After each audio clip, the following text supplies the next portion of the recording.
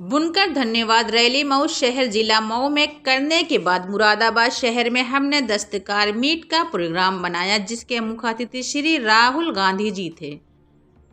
इस कार्यक्रम में 250 दस्तकारों ने भाग लिया, जिसको अखिल भारतीय कांग्रेस कमेटी ने अपने चैनल पर भी प्रसारित किया।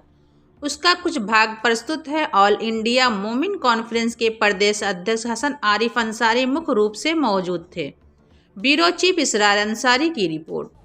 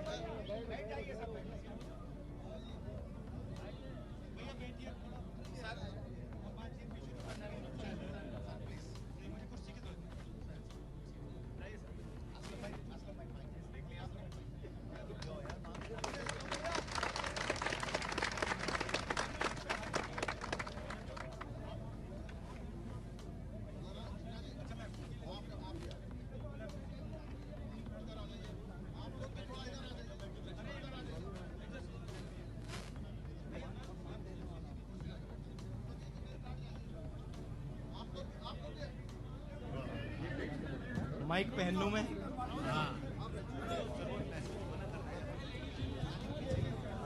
एक सेकंड भैया, माइक पहनने दो।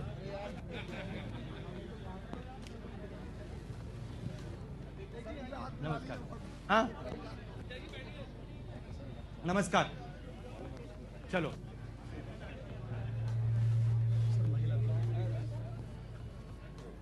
अब भैया बातचीत भी शुरू करनी है। देखिए,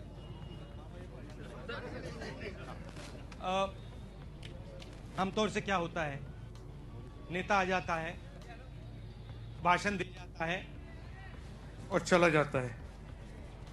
और मैंने सोचा कि क्यों ना हम आपसे बात करें और क्यों ना हम थोड़ा आपकी जो मुश्किलें हैं उनको भी समझ लें। सुझाव, आपके सुझाव से हमें भी थोड़ी समझ आएगी और शायद हम आपकी थोड़ी मदद कर पाएंगे। इसलिए मैं यहाँ आया।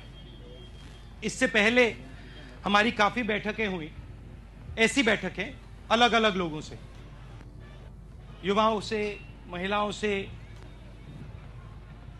SC ST, माइनॉरिटी, वर्कर, अलग अलग लोगों से ऐसी चर्चा हुई जिसमें हमने अपने मैनिफेस्टो की बात की।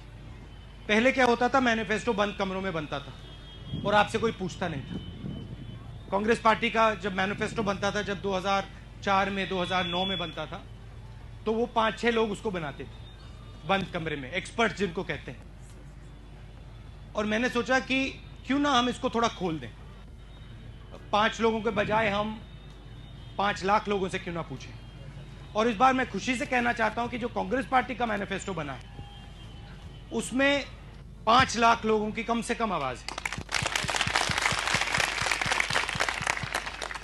पहली बात। दूसरी बात,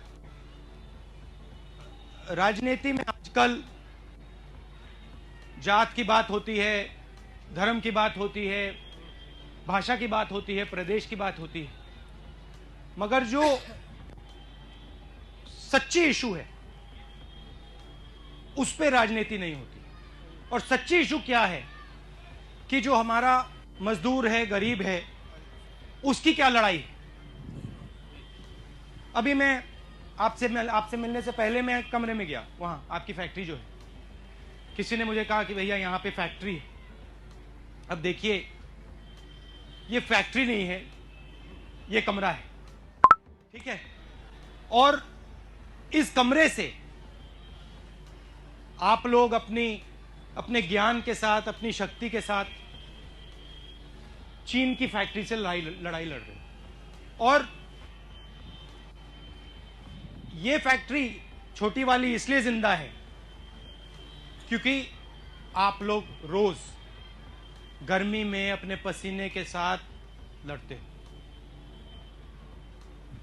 जिस प्रकार से आपको सपोर्ट मिलनी चाहिए, जिस दिन यहां वो सपोर्ट मिल जाए तो ये छोटी छोटी जो हमारी फैक्ट्रियां हैं ये चाइना की फैक्ट्री को लुढ़का देंगी।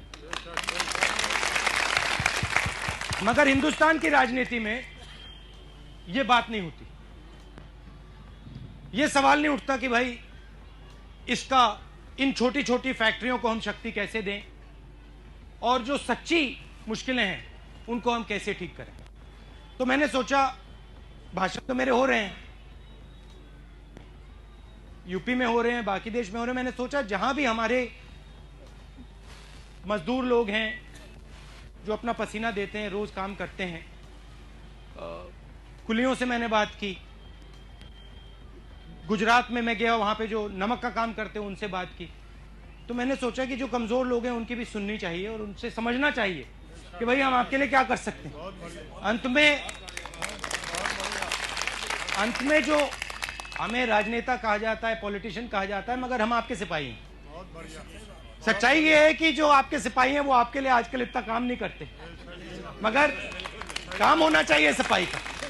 तो मैं यहाँ आपको, हाँ, ईमानदार सिपाही। तो दो तीन ईमानदारी की आपने बात कही, तो मैंने नमक के मजदूरों से बात कही वो मैं यहाँ कहना चाहता हूँ। देखिए, मच्छीमारों से भी मैंने यही बात बंबई में कही। देखिए, मेरे पास जादू की छड़ी नहीं है।